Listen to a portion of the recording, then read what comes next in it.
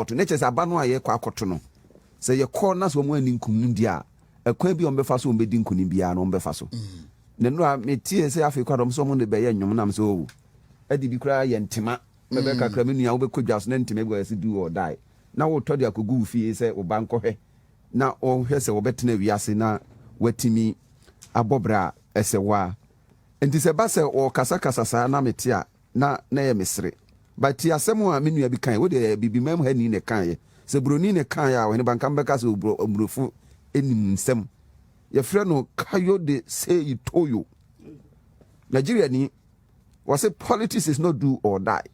It is for those who can manage it to better humanity.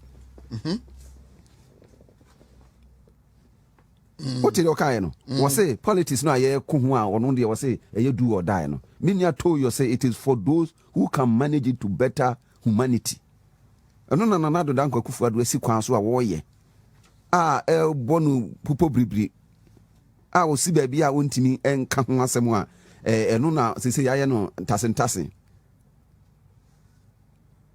waba santimem na do dan kwaba abanwa so mfie num ni enso so na wo be ko so waye bibia ento hine ba se wo ye bibi mfie num na wo sa ba na sa ne ma na sa na chese ne ma na wo ye no ankoye da bi aya na me make reference to akwan aye long time ago in Tibet no mo be ye ya e wo ho no enti se na so ya akwan nyina na wo se akwan asai eniema nkoye dia na sa mfie no a wotuna abanwa so dodo no nwotwe no o kan woni papa Tamils nyame fa ne kransi bomu a sa mfie ni nya na chese niema amoye no amwatemamufu kra na kwanya ba na sa abre ye sa fese oman no a ye wo kwan so a ye fese na unya kwanya be dru kuma se ha na ka wo be kan nsem a sa be be hye wo mo to abama nkunan na fe de atemdidie na wo di be didi na wo be kekasa santima se de nam nua shak kasa fa ho se ye de bibia bebia enso ye ni a na enya nwanwa se no achi wuti se ye nua no me ye mabunu a wo mo santima ho se they are fed up with him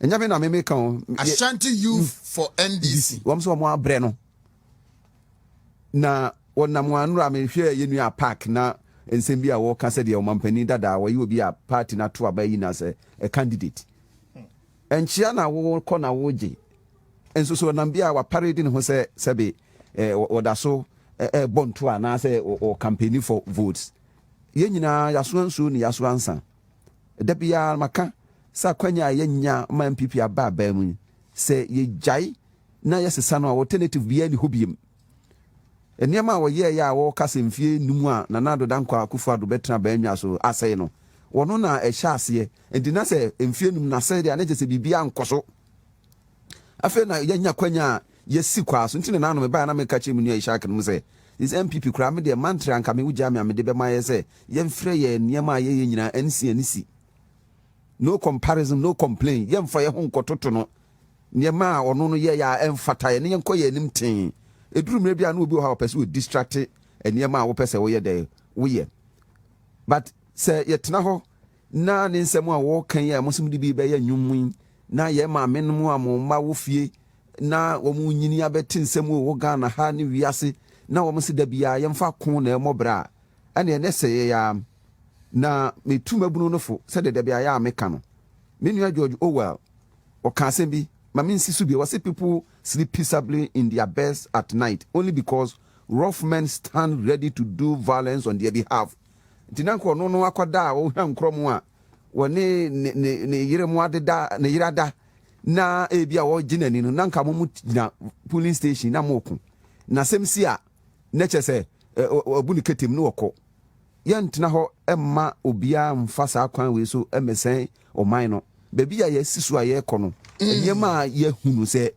ye wani so ade hunu na ye bu nkompa hwe bebi a ye free eni bebi a ye kwa enka obia ni ho a obedwene ho se ye makwanya man disi mra na mo mfasa du o dai mra betu ye komu a da chu no obetifi a oboso wonsem a oso metidu o dai ntimi ne papa ye bu bros bebi obedru bia na violence ntimi de oheneba papa ne nsem de se base ya ye mpese ye beso sosokra me kra na me ka chense de waka ne mfa se brutal fumen se ye mfa no serious ebebe mu a ne ye ya na ebem na ba brutal fumen man so what would Dr. V and you brutal men of the day.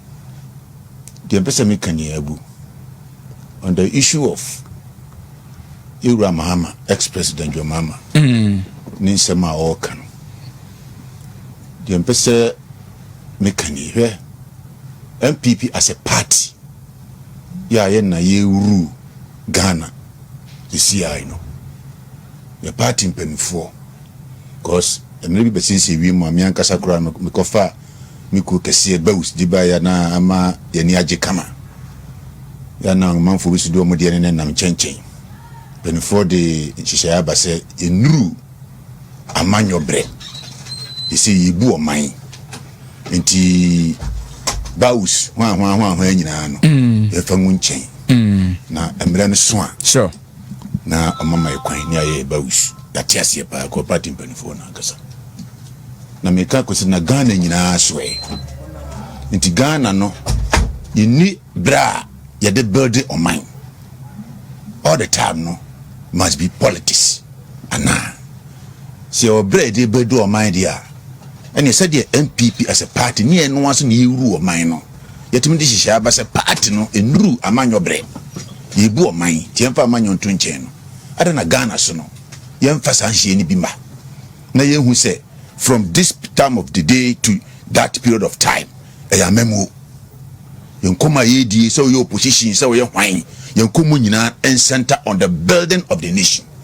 If say election no ukọ election say wo petumi e dia ba bebu o man no so what you say nti eto abani wi a election akoda na nka dia aka no memo opposition now provide alternative governance.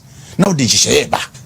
Oh, I buy baby ofe had ye na nkama wo tre no fa ne say kakra. That's opposition. No opposition say we need to asa ban no ya de pa.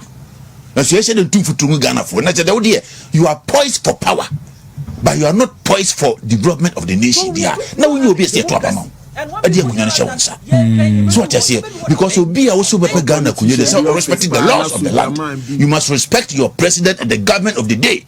Nti say who abuse the powers of which who set an ambition to come and have that power to lead the nation. Let's also for Mamra, for Buoma police, for Buoma all the institutions. You don't qualify to rule the state. And only in some years here come Ghana 40 years here. Na Ghana for who do your fantasy to me to Abaman so be Ghana Kungaso. So what yes. In this case I'm suggesting because I'm speaking partly as communicator, partly as communication professional. The American I'm speaking the language communication. Say so mine to me set your priorities right. At what particular time and I see a politics? At what particular time and I see a burden nation? It is all your opposition party. Now when you why you so contribute to the building of the nation. What can I say letter commission krano? So otimi receive class otiri emna ballot paper so. If they don't think of the nation or manifest, you see in everything Ghana first. What the meaning of Ghana first? Ghana first just say Ghana mpuntu ne nkanko na eya odaya so. Na mnenu dusie be pa konwa na enama no mo pa bia Ghana fo hu se hutuma o man no wodwene wo mo ho ne sa de benti no wotimi consider to abana ma wo so na mechi ono ye we Mahama yewra ex president ne se ma okay mpo wakan sam Ghana man no a wo so pese obedi wo mo so no se asem na wakan entwa yi twisan wo se mi gira de mi gina utie nipa wetintintinti sa nipa we no ene wono no simbra bi ba oba be ka se to obama no matena konya no so owo position kura na all paade akode ahobrase ene be pe no woturu gina wokon ho wohuri o gina wokon na de 2 minima no a ya 2 minima nyina be di nisem no e ho na be ka se obedie enti say it is hard time say you synthesize Ghanaians no mo hu nipa o ka se sie tie no ene di on ka se sie tie no I should say Mahama yewra ni sama o ka no enye politics o we shouldn't take it as politics. But what? We should take it as obia ni pe bia o pese o de Ghana ko yenim. Hey, I'm telling you. Politics ni dia ye fan to nchen. So o kan should be about president agenda